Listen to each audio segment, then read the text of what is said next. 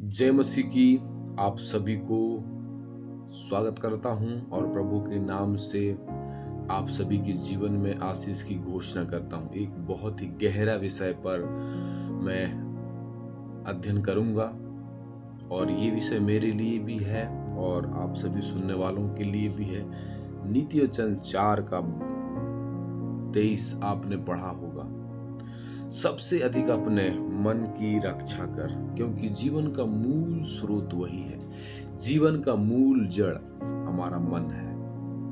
आपने कंप्यूटर का नाम सुना होगा, उसमें इनपुट आउटपुट होता है। जो इनपुट में फीड किया जाता है वही आउटपुट में दिखाई देता है। हमारा दिल, हमारे मन में क्या भरा है, जो हमारे अंदर भरा है वही बाहर दिखाई देता है।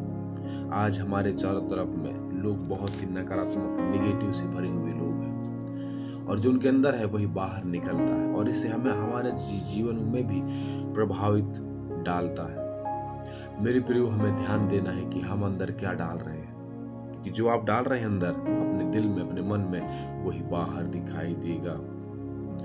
तो ध्यान भटकना हमारे सामने एक बड़ी समस्या है। आज लोग आसानी से अपना ध्यान को भटका देते हैं। कई सारे लोग आसानी से पाप में गिर जाते हैं क्योंकि वो लोग गलत चीज को ले रहे हैं अपने दिल में। इसीलिए नीति वचन 4:20-22 कहता है, हे मेरे पुत्र, मेरे वचन ध्यान धर के सुन और अपना कान मेरी बातों पर लगा।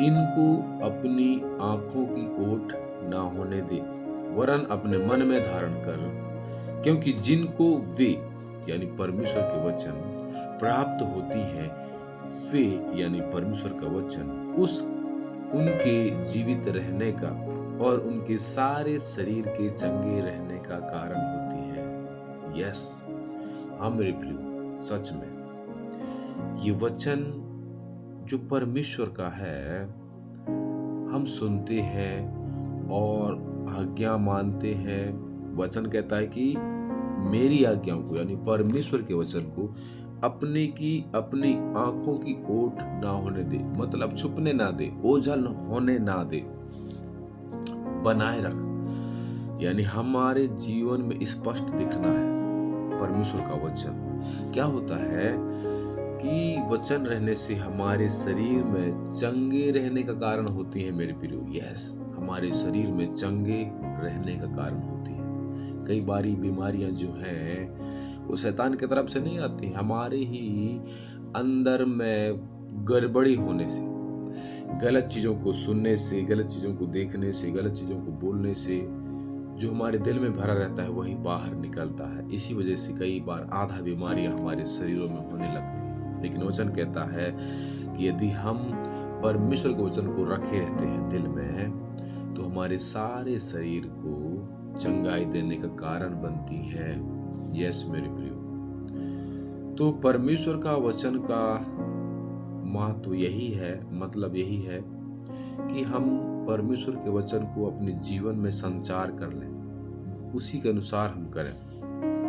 इब्रानियों 4:12 कहता है, क्योंकि परमेश्वर का वचन जिंदा है, सामर्थ्य से परिपूर्ण है और किसी भी दुधारी तलवार से तेज है, जो आत्मा और मन और हड्डियां और मांसपेशियों को काटता है और विभाजित करता है और हृदय के विचारों और उद्देश्यों को शीघ्रता से देख लेता है, जांचता है, हमारे दिल को परखता है वचन।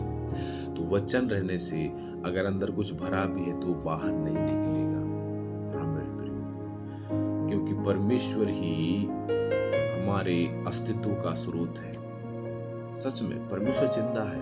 आज लोग परमेश्वर पर कई लोग विश्वास नहीं करते हैं, उनकी अलग अवधारणाएं हैं, लेकिन हम जो प्रभु यीशु पे विश्वास करते हैं, हमारा स्रोत परमेश्वर है और इस शरीर में हम जिंदा हैं तब तक अपने दिल में सही चीजों को बोलें। हालेलुया। उनके वचन में जीवन का वह भंडार है जिसकी हमें पूर्णतः जीने और कार्य करने के लिए आवश्यकता है। परमेश्वर के वचन में जीवन भरा है। जब तक हम परमेश्वर के वचन का निरंतर अध्ययन नहीं करेंगे, जब तक आप परमेश्वर के वचन को नहीं पढ़ेंगे, अध्ययन नहीं करेंगे, तब तक हम उस स्तर से नीचे जीवन व्यतीत करेंगे जो परमेश्वर हमारे लिए निर्धारित किया है। जो परमेश्वर हमारे लिए निर्धारित किया है वहां हम नहीं पहुंच पाएंगे जब तक कि हमारे अंदर में परमेश्वर के वचन का अध्ययन नहीं है। इसलिए बाइबल पढ़ें। मैं आपको उत्साहित करना चाहता हूं कि आप अपने बाइबल को पढ़ें, रोज अध्ययन करें। ज्यादा अध्ययन ना करें, धीरे धीरे अध्ययन करें और हर वचन को ये देखें कि मेरा जीवन में ये वचन क्या कह रहा है, मैं क्या कदम उठाऊं और कैसे आगे बढ़ूं। तो आज के लिए इतना ही काफी है। आप सबों को इस वचन के द्वारा आशीष मिले और मैं आप सभी के लिए प्रार्थना करूंगा कि आप निरंतर प्रभु में आगे बढ़ें। आमीन। God bless you. Praise the Lord.